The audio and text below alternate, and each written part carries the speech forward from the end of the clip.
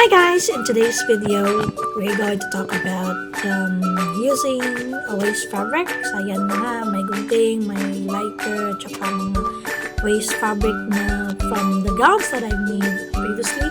So kailangan natin ng butch pin, tapos yan, maghanap lang ako ng circles na gagawing guide ko to cut those waste fabric into circles. Kasi gagawa ako ng butch para doon sa gown na ginawa ko. Okay? So, if may mga waste fabric kayo, just keep it kasi sayang din naman. And for us, for sustainability din. So, kailangan din tayong tumulong, not just to waste fabric, not just to put it on garbage, but to use it. So, ayan, cut ko na. Nag-place na ako ng circles, cutting ng cutting, and then cutting lang tayo kasi yan talaga ang rules. And if you're not patient about it, then you need to convince yourself na maging mapasensya dito sa mga ganitong task. And that is art. And pag nasa arts and crafts ka, kailangan mataas ang pasensya mo. And this would really what I love to do because it can let me spend a lot of time thinking. Kasi nga, I have my own time, I have my own room sa bahay that I can actually spend a lot of time thinking pag may mga free time ako. And that's what I love most about my studio. Though I do have a shop, but the thing is, iba talaga pag nandun ka sa sarili mong outlet. And it makes my life more peaceful, tapos nakakapag-isip ka ano yung mga plans mo, mga hopes, and dreams pa rin, kahit tanda na tayo, we need to be like that in order for us to live happily, to live more, and to provide more inspiration sa mga dating na mga potential arts and crafts aspirant. Okay? So as of now, ngayon nga, cut lang ng cut, make it a circle, para naman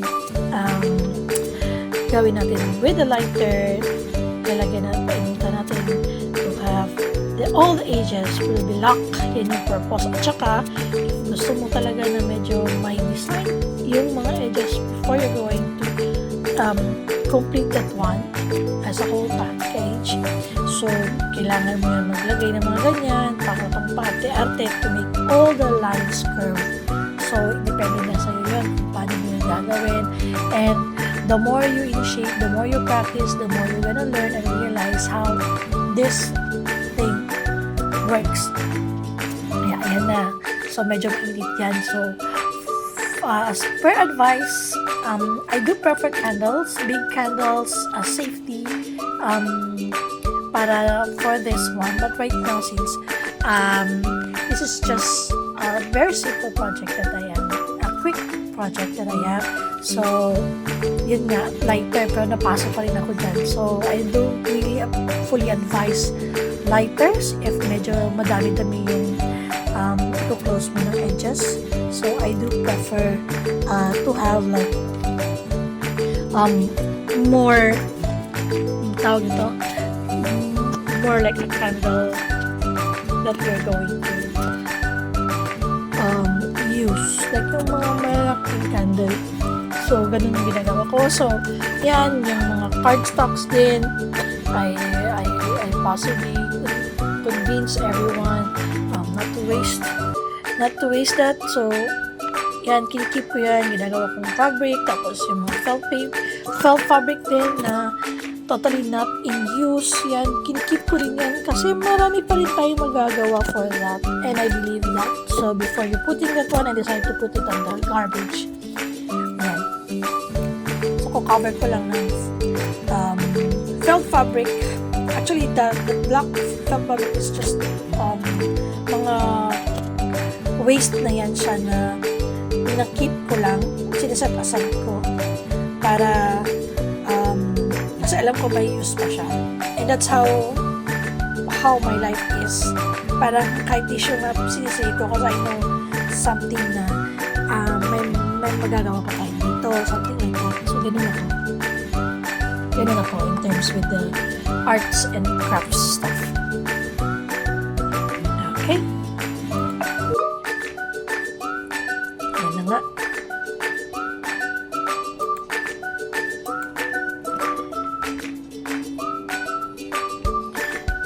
bagal nga eh. So, I have my glue gun here. So, always have ready glue guns on your studio or on your table.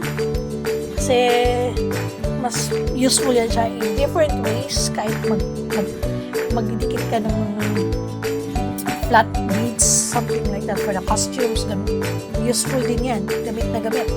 So, that's what I suggest, that you prefer to, be mindful about it.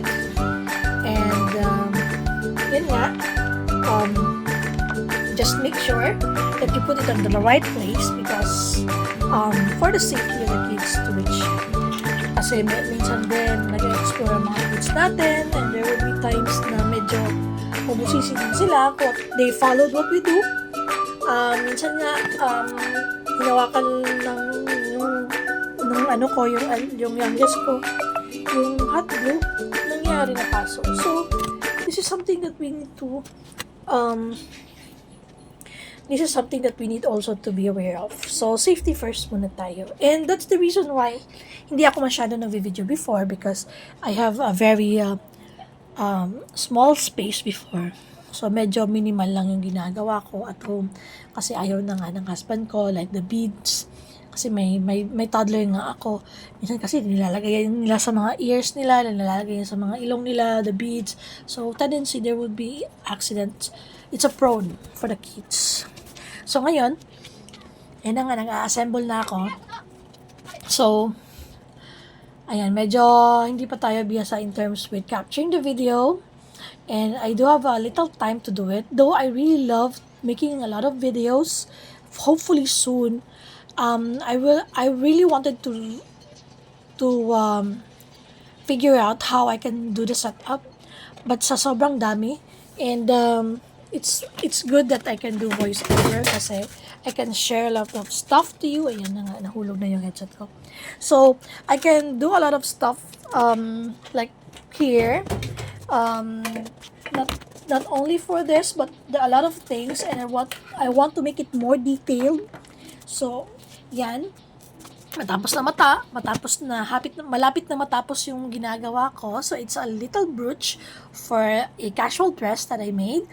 So, may mga extra beads ako that I really wanted to put in the center of the brooch para naman may kinang-kinang and to make the brooch elegant. Ayan. Sige, kita nyo? So, ganyan lang nga. And hopefully, on my next video, it will be more organized. Kasi, ang akin din, kasi pag may a little time lang ako to do it, then that's the time that I'm going to capture videos. Ika nga, pag nanay ka, you do the job, you do everything, just to support the family. And that's what really matters. And what it really matters is right now, I share this video to you, for you to learn, and for you to listen to what I have based on my experience and based of my inspiration. Hopefully, you can get something from me, and sooner I will gonna make